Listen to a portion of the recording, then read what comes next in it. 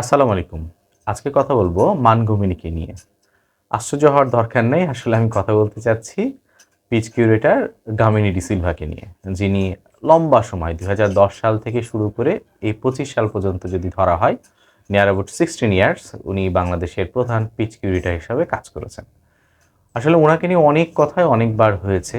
বিভিন্ন সময় আমরা দেখেছি পিচের কারণে বাইরের দেশের অসন্তোষ হোক, বিশেষ করে পাকিস্তানের সঙ্গে যে খেলাটা হলো সেখানে প্রধান কোচ থেকে শুরু করে, ক্যাপ্টেন থেকে শুরু করে, আবার আমাদের দেশের যে প্লেয়াররা আছে তারাও বিভিন্ন সময় কিন্তু বিভিন্ন ধরনের মন্তব্য করেছে পিচকে নিয়ে।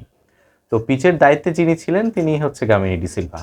তো আমার কাছে মনে হলো যে আসলে গামিনী ডি সিলভা সম্পর্কে একটু জানার চেষ্টা করি এবং আপনাদের সঙ্গে সেটা শেয়ার করার চেষ্টা করি। সেই জানার ইচ্ছা থেকেই আমি যতটুকু জেনেছি তা আমি আপনাদের সঙ্গে শেয়ার করতে চাই। তবে প্রথম যে বিষয়টা আমি বলতে চাই, আমি আমার স্টাডিতে কোথাও উনাকে বাংলাদেশের আগে পিচ কিউরেটর হিসাবে কাজ করার কোনো অভিজ্ঞতার কথা আমি জানতে পারিনি, আমি যতখানি ঘাটাঘাটি করেছি। আচ্ছা, চলুন একটু জানি উনার ক্যারিয়ারটা কী ছিল। উনি একজন ক্রিকেটারই ছিলেন। আর আমরা জানি শ্রীলঙ্কার হচ্ছে স্কুল ক্রিকেট অনেক ভালো। তো সেই স্কুল ক্রিকেট থেকে উনি অ্যাজ এ পুলিশ হিসাবে জয়েন করে শ্রীলঙ্কার পুলিশে, এবং সেই পুলিশ স্পোর্টস ক্লাবের হয়ে উনি ক্রিকেট খেলতেন, যেখানে উনি মোট ১২টার মতন ফার্স্ট ক্লাস ম্যাচ খেলেছেন। এছাড়াও তার আরও কিছু খেলার স্ট্যাটিস্টিক্স পাওয়া যায়, তবে মেনশন করার মতন না। উনি একজন মিডিয়াম ফাস্ট বলার ছিলেন, অলরাউন্ডার বলা যেতে পারে। মোটামুটি তার ক্রিকেটিং ক্যারিয়ার এতটুকুনি বলার মতন। তার প্রধান যে ভূমিকাটা ছিল পিচ কিউরেটর হিসাবে জয়েন হওয়ার আগেও, সেটা ছিল আম্পায়ার হিসাবে। এটা আমার কাছে আরও আশ্চর্যজনক মনে হয়েছে। উনি শ্রীলঙ্কার ডোমেস্টিকে প্রথম যেই ডেবু ম্যাচটা অপারেট করে সেটা ছিল শ্রীলঙ্কার ডোমেস্টিকের ক্যালেন্ডার ইয়ার অনুযায়ী ১৯৯৮ থেকে ১৯৯৯ যে সেশন, সেই সেশনে। এবং এরপরে ২০০০ সালে উনি প্রথম ইন্টারন্যাশনাল ডেবু ম্যাচ পরিচালনা করেন ইন্টারন্যাশনাল আম্পায়ার হিসাবে। সেটা ছিল টেস্ট ম্যাচ। এটা ছিল ২০০০ সালে শ্রীলঙ্কা এবং সাউথ আফ্রিকার বিপক্ষে। এরপর থেকে উনি ২০০৯ সাল পর্যন্ত তার আম্পায়ারিং যে ক্যারিয়ার, সেই ক্যারিয়ারটা ছিল। সেই আম্পায়ারিং ক্যারিয়ারে উনি মোট অন ফিল্ড আম্পায়ার হিসাবে টেস্ট পরিচালনা করেছেন ৩টি, ওডিআই পরিচালনা করেছেন ২০টি, ২১টি, এবং টি-টোয়েন্টি পরিচালনা করেছেন ২টি। উনার স্পেশালিস্ট যে হিসাবে যেটা উনার স্পেশালিটি ছিল, বা উনি যে দায়িত্বটা পালন করতেন, সেটা ছিল টিভি আম্পায়ার হিসাবে। আইসিসিতে ২০০২ সালে উনি স্পেশাল টিভি আম্পায়ার হিসাবে উনি হচ্ছে বলা যায় রিকগনাইজেশন হন, বা ওনাকে স্পেশাল টিভি আম্পায়ার হিসাবে ঘোষণা করা হয়।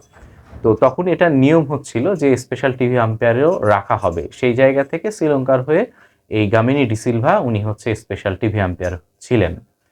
তো এই ছিল মোটামুটি তার অ্যাকচুয়ালি ক্যারিয়ার। তো ক্যারিয়ারের একটা পার্টে আমরা দেখছি অ্যাজ এ প্লেয়ার, এটা খুব স্বাভাবিক। প্লেয়ার থেকে অনেকে আম্পায়ারে আসেন, আম্পায়ারিং করেন। এটা খুবই সাধারণ practice.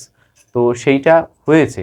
But as a pitch curator হিসাবে যোগদান করা, এটা আমার কাছে মনে হচ্ছে অল অফ এ সাডেন। আমি জানি না সেই সময় যারা তাকে নিয়োগ দিয়েছিলেন কোন চিন্তা থেকে নিয়োগ দিয়েছিলেন, অথবা উনার বিশেষত্ব কোনো ব্যাপার ছিল কিনা গ্রাউন্ড এবং পিচ সম্পর্কে, যেটা আমি আসলে দেখতে পাচ্ছি না, মানে স্টাডি করে যেটা হয়তো বা উনারা দেখেছেন, সেটা উনারাই ভালো বলতে পারবেন। But as A fan point of view থেকে আমি বলতে পারি, আমরা যেই এক্সপিরিয়েন্সের জায়গাটা খুঁজি, বিশেষ করে যখন আপনি ইন্টারন্যাশনাল মানের একটা টিমের ইন্টারন্যাশনাল মানের যে স্টেডিয়ামগুলো আছে, সেই স্টেডিয়ামের পিচকে, যেখানে হচ্ছে ওয়ার্ল্ড কাপ হবে, যেখানে ন্যাশনাল টিম প্র্যাকটিস করবে, যেখানে ন্যাশনাল টিম খেলবে, সেই জায়গাতে আপনি কাকে নিয়োগ দিবেন, এটা অবশ্যই অনেক বোঝাপড়ার ব্যাপার থেকে যায়।